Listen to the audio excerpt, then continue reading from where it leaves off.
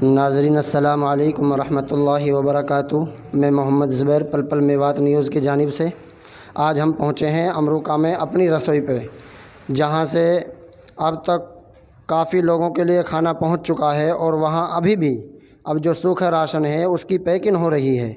हम आपको लेके चलते हैं वहाँ जो हजरात पैकिंग कर रहे हैं, उनसे मिलवाते हैं वो किस तरह लोगों की मदद कर रहे हैं, गरीबों की मदद कर रहे हैं।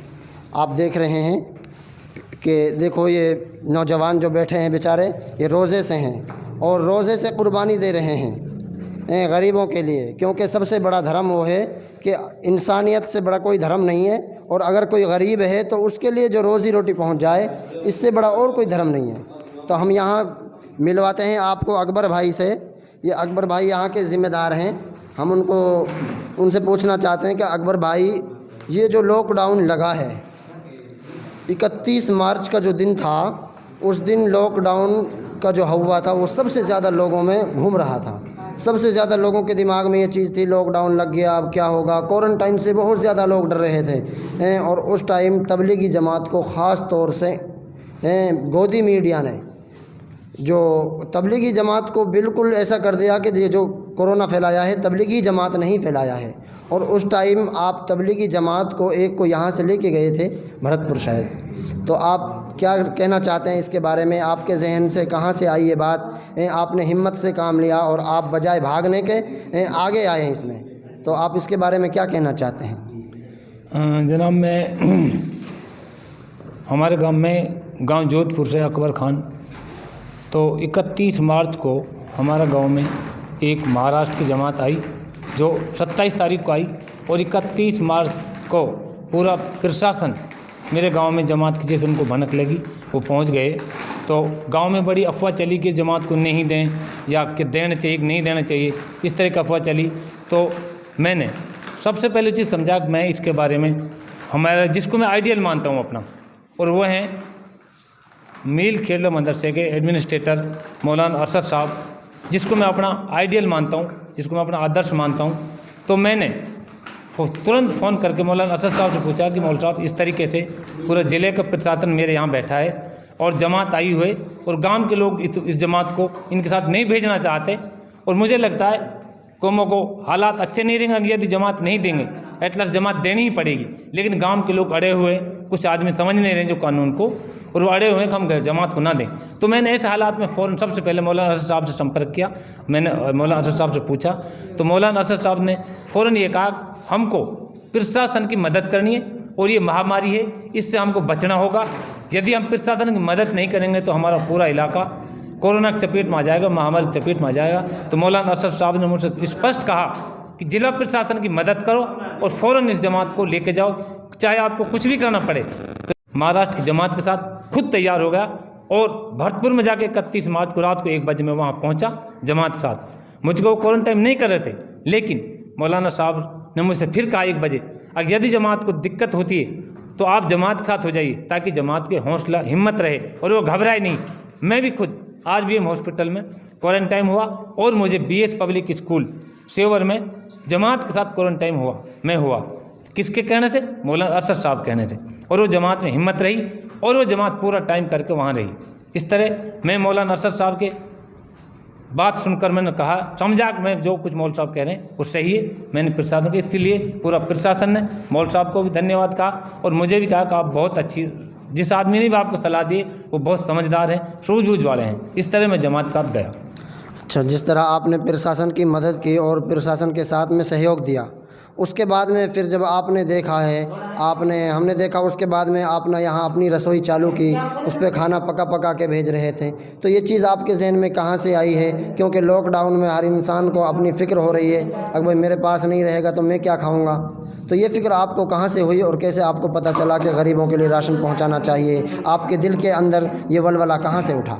दरअसल मेरे दिल के अंदर ये वलवला ऐसे उठा कि जैसे लोग रारे चौकी पे कई हज़ार मजदूर लोग भूखे थे और वो सड़क पर थे, उनको सरकार के पास ऐसी भी जगह नहीं थी उनको कहीं कर दें। तो मैंने एक हिसाब सोचा कि 25 तारीख को मौलाना अरशद साहब ने जितने भी भरतपुर ज़िले के अंदर जो क्वारंटाइन थे, मौल साहब ने एक लिख के दिया कलेक्टर को, SDM पहाड़ी को, कि जितने भी हिंदू मुस्लिम सिख ईसाई किसी भी जाति का हो, सिर्फ इंसान की बात करी जो भरतपुर के अंदर हैं, मैं उनको अपने मील के मदरसे पर रहना सहना और प्लस जितना खर्चा आएगा सारा खर्चा मैं झेलूँगा, चाहे वो 6 महीना क्वारंटाइन में रहें। तो मैंने देखा कि मौल साहब के यहाँ 110 आदमी आए और गवर्नमेंट का जो मैं मानता हूँ अनुमान से कि 800-900 रुपये एक आदमी पर गवर्नमेंट पर डे खर्च कर रही है। इस तरह मौलाना अरशद साहब ने 110 आदमियों को 25 तारीख से आज तक वहीं पर जमात है।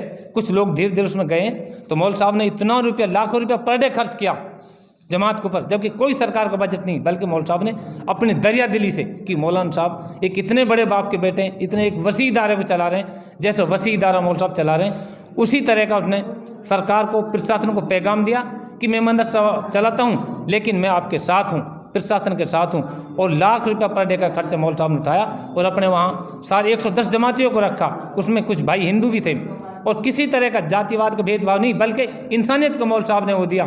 तो जब मैंने मौल साहब से मशवरा किया तो मौल साहब ने कहा कि आपको भी वहाँ जितना कुछ भी फंडिंग हो, कितने खर्चा हो, जब हम यहाँ इतना पैसा उठा रहे हैं आप वहाँ करिए, मैं आपके पीछे बैठा हूँ। तो जैसे ही मौल साहब ने हमसे कहा, हमने फ़ौरन यहाँ अपनी रसोई के नाम से मौल साहब के आदेश पर और मौल साहब की लीडिंग में हमने ये काम शुरू किया।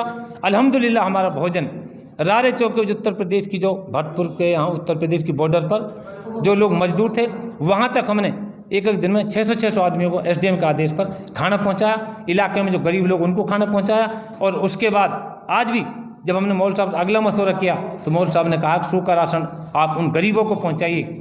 और ख़ुद मौल साहब यहाँ आए, उसको देखा और कहा जितना कुछ जो कुछ ज़रूरत हो मैं बैठा हूँ, जितना फंडिंग ज़रूरत हो मैं बैठा हूँ, आप इस काम को लगातार करते रहिए। इसलिए ये सारा सुझाव हमारा दिमाग में सिर्फ मौल साहब का है।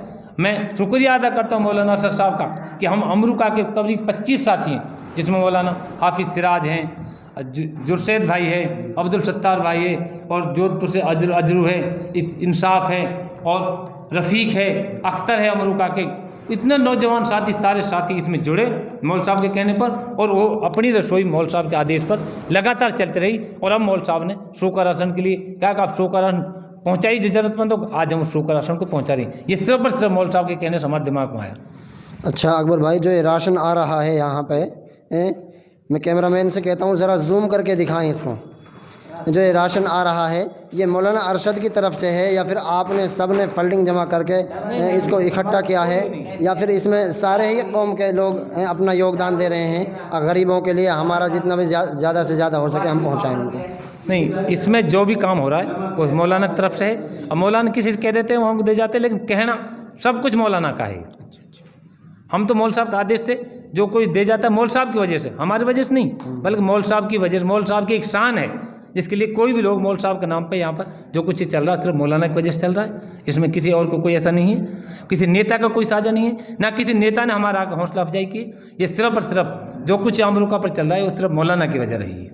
नहीं, जिस तरह हमारे उलमाए किराम यूँ कह रहे थे अकबर इस बार ईद की शॉपिंग नहीं करनी है, ईद की शॉपिंग का खर्च है जो उससे गरीबों की मदद करनी है, क्या नौजवान ने इसी बात पर अमल किया है? आज हम देख रहे हैं यहाँ नौजवान बहुत ज़्यादा बेचारे अपने रोज़े से कुर्बानी भी दे रहे हैं और आप बता रहे हैं कि वो अपना माल भी खर्च कर रहे हैं। हाँ, नहीं, मैं ऐसा है, मौल साहब तो कह ही रहे हैं कि किसी भी मुसलमान को ईद की शॉपिंग नहीं करनी चाहिए। क्यों?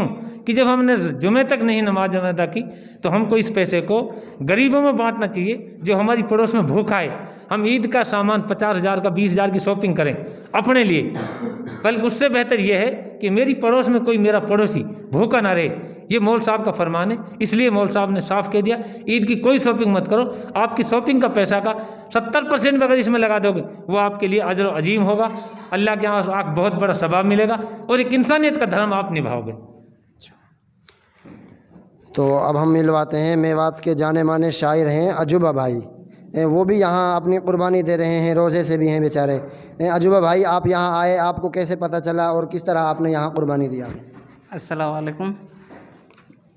दादा अकबर ने हमको तो जार कहीं के ऐसे अपने रसोई के नाम से वो चालू करना है स्टैंड पे, और मौलाना अरशद साहब उनका आदेश है, और मौलाना अरशद साहब मील खेडला से हैं जो उसका जो भी हुक्म हुआ हमारे सर माथे पे, इसलिए हम यहाँ आ जाते हैं और गरीबों के लिए पैकिंग वैकिंग करा जाते हैं और राशन वासन बंटवा देते हैं। आप इसको कब तक करते रहेंगे? अगर ये लॉकडाउन जिसे बढ़ता रहे है जिस तरह अब बता रहे थे कि पहले बताया 3 तारीख में खिलेगा, उसके बाद में फिर बढ़ गया, अब 31 तारीख को बता रहे हैं। तो आप ये राशन कब तक बांटते रहेंगे? इंशाल्लाह जब तक हमारी कोशिश रहेंगी जब तक देते रहेंगे। तो नाज़रीन, अस्सलाम वालेकुम रहमतुल्लाहि व बरकातुहू। मैं मोहम्मद ज़ुबैर, पल पल मेवात न्यूज़ की जानिब से।